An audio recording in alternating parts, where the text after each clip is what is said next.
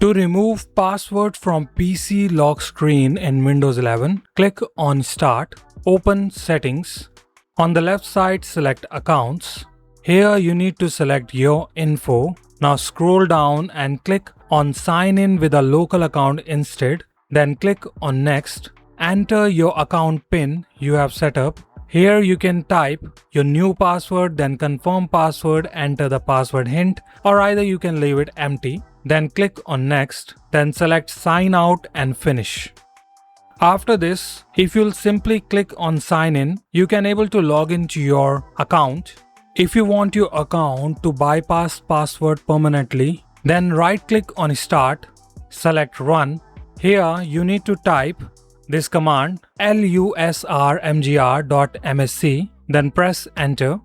Click on Users folder, double click on it, then select your account, double click. Here you need to check this option, password never expire, then click on OK, and after this simply restart your PC, and here you can see we can able to log in without clicking on sign in option. So that's how you can remove password from PC lock screen in Windows 11. See you in the next video.